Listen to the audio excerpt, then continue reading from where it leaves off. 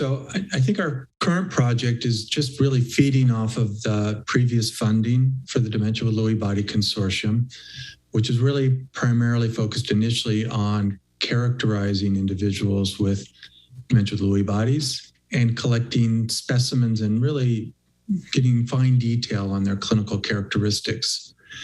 This new version of the grant is really much more focused on discovering new ways to diagnose Lewy body dementia, and in particular for both diagnosis, but also for prognosis, what's going to be happening in the future.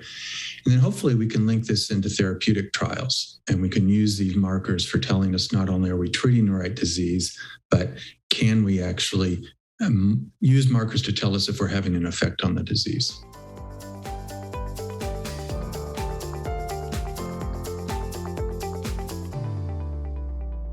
So our earlier research was really obviously collaboration with the NINDS in terms of generating well-characterized biofluids for studies.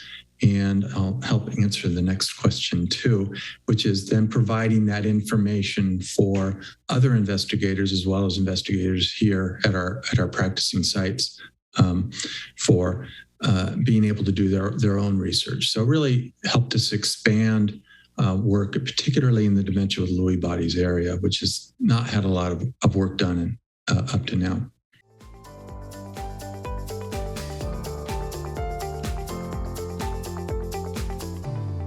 Again, I think the main way, besides informing them of our own findings, is we do provide both data about individuals who are participating in the study, as well as biofluids for other investigators to utilize. And this is really a nice resource for investigators across the world, essentially.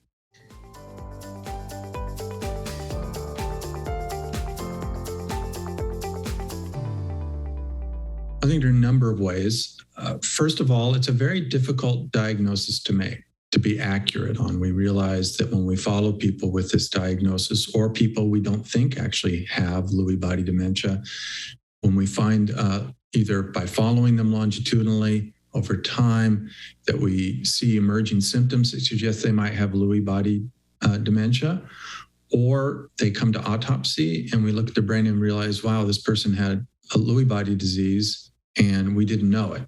So we really need to find better ways to identify individuals, to be accurate in our diagnosis, because I think we're in an exciting time where we start to perhaps see new therapies that can actually help people with Lewy body disease. And we really want to be accurate about diagnosis and make sure the right people are getting the right medications. That's, I think, our ultimate goal.